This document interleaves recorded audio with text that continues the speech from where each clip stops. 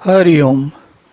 तो अब हम तुलसी के रामचरितमानस में तुलसी बताते हैं कि मानस का रूप और महात्म क्या है। मानस का रामचरितमानस का रूप और महात्म क्या है।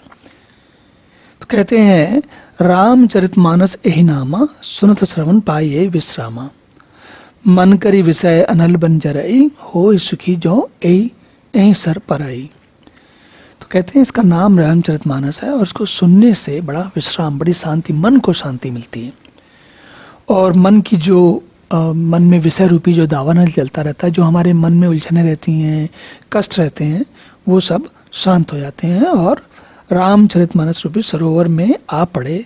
या कि सरोवर में जैसे गर्मी के दिनों में जैसे सरोवर में जब स्नान करते हैं आप, तो जो ठंडक का अनुभव होता है वैसी ही रामचरितमानस को सुनने से होती है।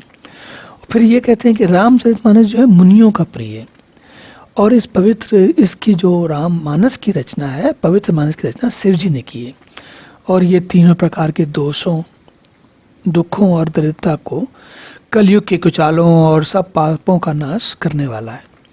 तो कहते हैं कि महादेव जी ने इसको अपने रचकर अपने मन में रखा था और जब उनको सही समय मिला तब उन्होंने पार्वती जी को इसको बताया है। और ये भी कहते हैं कि ये इस कथा में, देखिए, शिव जी की कृपा से, अब यहाँ पर इस कथा में ये भी बताते हैं कि उस कथा को कैसे, रामचरितमानस की जो कथा है वो 4 अलग अलग प्रकार से चल रही है। कैसे चल रही है? देखिए, इसमें एक तरफ तो भगवान शंकर जी जो हैं, देखिए 4 लोग हैं यहाँ पर, ये देखिए ना, 4 अत्यंत सुंदर और उत्तम संवाद है। कथा जो चलती है वो, उसको क्या होता है, कोई किसी को सुना रहा होता है। तो कौन कौन सुना रहा है?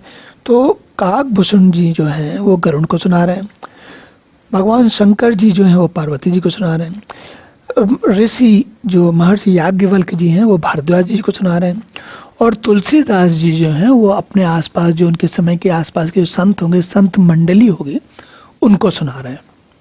तो ये 4 अलग अलग समूह हैं। और जब हम रामचरितमानस पढ़ते हैं तो तुलसीदास जी के रामचरितमानस में अलग अलग लोगों के नाम आते हैं। तो कभी कहते हैं कि कथा के आरंभ में कहते हैं कि भगवान शंकर जी ने पार्वती जी से ये कहा, कभी कहते हैं कि काकभूषण जी ने गरुड़ जी को ये बताया, तो कभी ये कहते हैं कि महर्षि याज्ञवल्क्य जी ने भारद्वाज जी को ये बताया, और फिर कभी कहते हैं कि तुलसीदास ने ऐसा कहा। तो ये कविता को थोड़ा मनोरंजक बनाने के लिए है, क्योंकि हम जब कभी कोई कथा सुनते हैं, देखते हैं, तो कभी कभी क्या होता है कि कथा के पात्रों के बारे में भी थोड़ा बहुत चर्चा हो जाती है।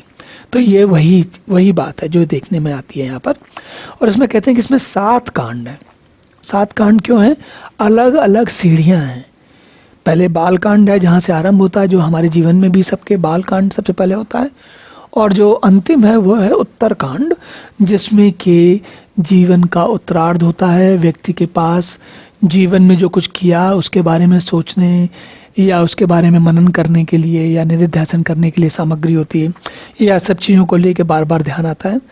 और फिर ये कहते हैं कि श्री रामचंद्र जी और सीता जी का यश जो है वो अमृत के समान है। उसको सुनने से, जानने से मन प्रसन्न होता है और जीवन जो है वो अमृतमय हो जाता है। और कहते हैं कि जो सुंदर छंद सोठे दोहे हैं वो जैसे बगिया में फूल होते हैं, वैसी स्थिति है। फिर सत्कर्मों के पुलों, भौरों की सुंदर पंक्तियां हैं। तो जैसे किसी बाग में आप जाओ, किसी बगिया में जाओ, किसी उपवन में जाओ, तो क्या होता है, बड़े अच्छे अच्छे फूल, पत्तियां होती हैं, तितलियां होती हैं, भौरे होते हैं। तो वो सब चीज़ें जो हैं। और फिर कहते हैं कि संतों की सभा जो अमराई होती है, आम की बगीचियाँ। गर्मियों में, और हमारे देश में तो विशेष करके उत्तर भारत में, जब आप गर्मियों में आम का कहीं बगीचा हो उसमें जाएं तो उसमें एक अलग ही प्रकार का आनंद आता है। तो तुलसी जो है उस आम की बगिया की बात भी करते हैं, कहते हैं कहाँ कैसे समझ में आता है, और नाना प्रकार से भक्ति का निरूपण करते हैं, बताते हैं कि कैसे क्या क्या चीज़ें। देखिए, बात चलनी है कहानी, कथा रामचरितमानस की, और उसमें जो अनेकों प्रसंगों की कथाएं वो सब चलनी है। लेकिन उन कथाओं के बीच में भक्ति का निरूपण, क्षमा, दम, दया, दम, मन का निग्रह, अहिंसा, सत्य, अस्तेय, ब्रह्मचर्य, परिग्रह, ये सब चीजें, नियम, शौच, ये सारी चीजें आती रहेंगी एक एक करके। एक एक करके नहीं, मतलब जैसी जैसा जहाँ जैसा अवसर होता है, जहाँ जैसी स्थिति होती है, उस हिसाब से बार बार अलग अलग चीजें आती रहती हैं।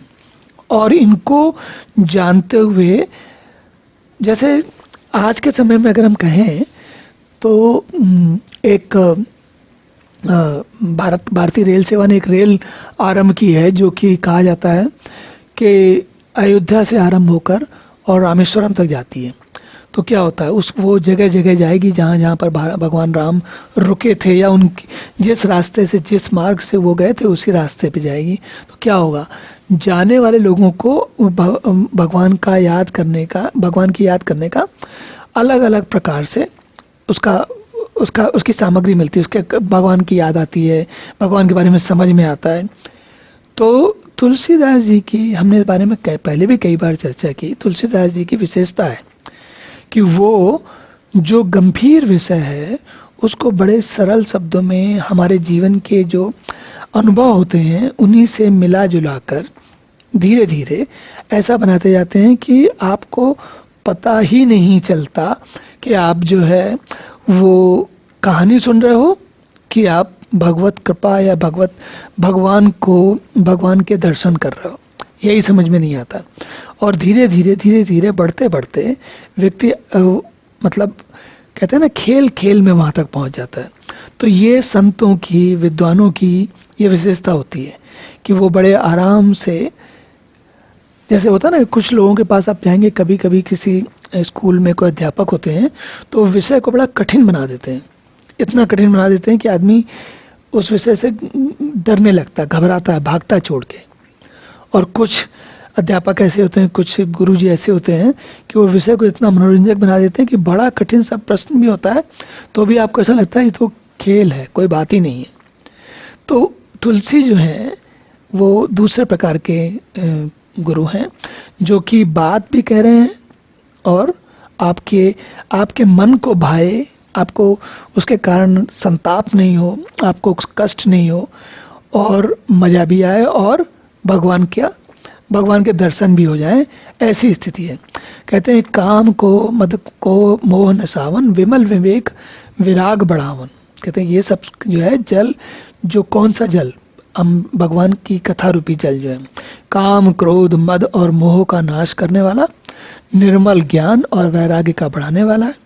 इसमें आदर पूर्वक स्नान करने से और इसे पीने से हृदय में रहने वाले सारे पाप मिट जाते हैं। तो ये सारी बात यहाँ तक उन्होंने, तुलसीदास जी ने रामचरितमानस के महात्म्य के बारे में हमें बताई है। तो अब अगले सत्र में कथा का आरंभ होता है। चलिए फिर पुनः मिलेंगे।